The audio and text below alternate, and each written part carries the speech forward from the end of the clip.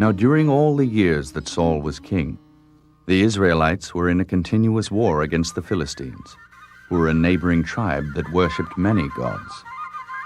It was the custom in those days to sometimes decide a battle by each side choosing one champion to fight the champion of their enemy. But there arose out of the ranks of the Philistines a champion from Gath named Goliath. Goliath was truly a giant of a man, for he stood nearly 9 feet tall, and when the Israelites saw him, they trembled. He was unlike anything anyone had ever imagined. On his head, he wore a brass helmet. Then on his huge body, a coat of mail that weighed nearly 200 pounds. His legs were covered with brass greaves, and he carried a giant spear tipped with an iron spearhead that weighed 25 pounds. He boldly challenged the Israelites to send a man to fight with him, taunting them and boasting and strutting on the battlefield. "Why are you standing there?" he shouted mockingly. "Can it be that there is no man among the Israelites willing to come against me in battle?" There were many brave warriors among Saul's army, but none so brave that he dared come against this Philistine monster. They trembled at his sight and murmured amongst themselves, "Who is like unto this Goliath," they said, "and who is able to make war with him?" Goliath struck fear even in the heart of Saul, who was a huge man and a brave warrior himself. Saul wrung his hands in fear, for it appeared that unless something were done, the Philistines would at last have total victory over the Israelites. For 40 days, the Philistine giant challenged them, daring the Israelites to fight. And for 40 days, the Israelites shook with fear, unable to find a single challenger from among their ranks.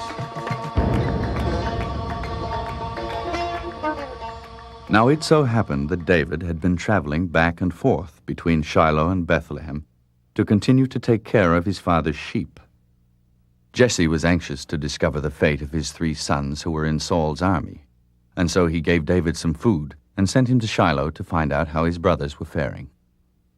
When David arrived, the Philistine, Goliath from Gath, was again strutting on the plain of battle, daring the Israelites to send a man to do battle with him. But when David saw the Israelites trembling at the sight of Goliath, he grew angry. "Who is this Philistine that dares defy the armies of the living God?" he asked. When Abinadab saw that his youngest brother was stirring up trouble, he became displeased. "What are you doing here?" he said. "You have no business among soldiers. Who is taking care of your sheep in Bethlehem?" But David persisted. "This is not right," he said. "Who is that Philistine that he dare defy the armies of the Lord God? God will not allow it. He will give that overgrown heathen into our hands." The soldiers were taken aback at David's courage, but he became increasingly frustrated at their fearfulness. "God is faithful to his people," he said. "Surely he will deliver this puffed-up blasphemer into our hands." But none of the soldiers was quite as convinced of this as David was. One of them, hearing David's words, reported them to King Saul, who sent for David. "I know you are a servant of the Lord," Saul said, "and that you are brave and zealous for God and have great faith. But this Goliath is unlike anything anyone has ever seen." David was undaunted, though. "When Moses stood up against Pharaoh, the Lord was with him," he said. "And when Joshua stormed Jericho, it was not by his might, but by the Lord's. Therefore, if no one else will go, I, David, your servant, will go and fight this Philistine." "But you are still a youth, David," Saul said, "and this Philistine is an experienced soldier. You don't stand a chance against him."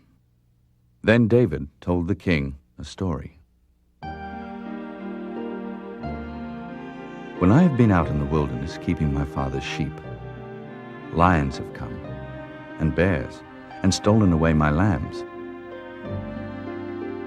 But each time I have left my father's flocks to go after the one that was lost, and each time with nothing more than my shepherd's club and staff, I have fought and regained what was stolen. Even when the great beasts have turned to come against me, I have killed them. But it is not me who does it, but the Lord. And the same Lord who delivered me and my sheep from the paws of the lions and bears in the wilderness will deliver me out of the hands of this Philistine. Then go, said Saul, and the Lord be with you. But before he went, Saul gave David his armor, putting on his head a helmet of brass, and arming him with a coat of mail. He gave him also a sword. Now you are outfitted as Goliath is, Saul said. But David had never worn soldier's armor before. I cannot go with these things, he said. I'm not used to them. With that, he took them off and left Saul's chamber wearing only his shepherd's clothing. Then David stopped by a brook and selected 5 smooth stones, which he put into his shepherd's bag. And as he made his way toward the battlefield, he sang out in joy, "The Lord is my light and my salvation. Whom shall I fear? The Lord is the strength of my life. Of whom shall I be afraid?"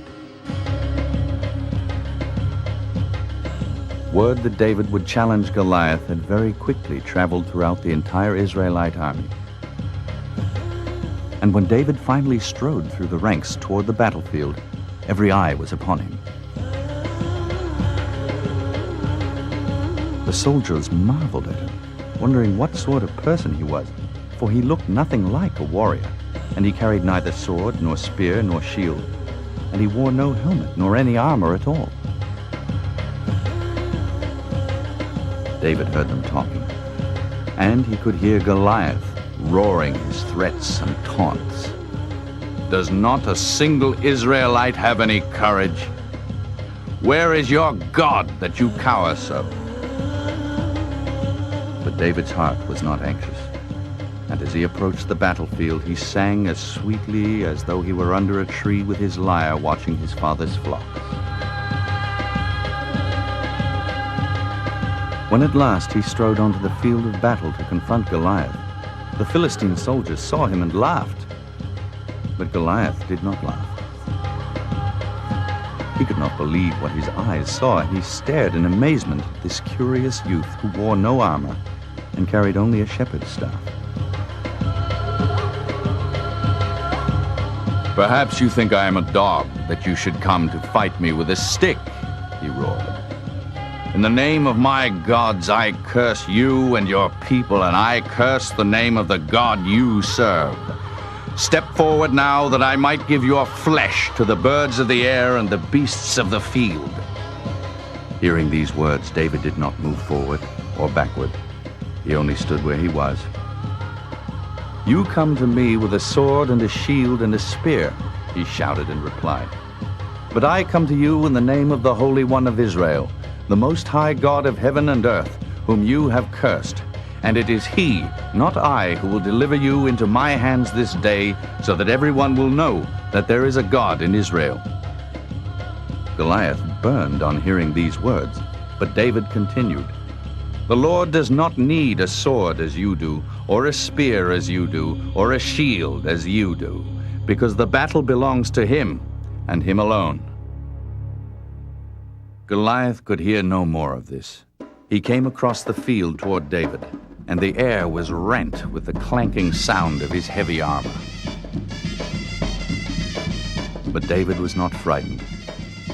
And the moment that he saw the huge Philistine approaching him, he started running toward him as fast as he could. Goliath was stunned to see this, for he could not comprehend the young Israelite's boldness. Before Goliath knew what was happening, David plucked one of the stones out of his bag, put it in the pocket of his sling, and with an incredible power that was not his own, he whirled it over his head. Then he let it go, and with a surging crack of a lightning bolt, it struck Goliath's forehead, a dead bullseye. There was an instant, and perfect silence as 10,000 men held their breath. Every Philistine and every Israelite saw that the smooth stone had hit its mark. No one moved. Then, as though time stood still, the giant's legs buckled, and he fell and fell and fell, crashing at long last into the dusty plain in an endless and vain jangling of useless armor that washed out over the stunned ranks in ever-widening waves, on and on and on, until it had spent itself and was again eclipsed by the powerful silence of the valley. Thus David defeated the giant Philistine, Goliath from Gath. David continued to serve the Lord with all his heart.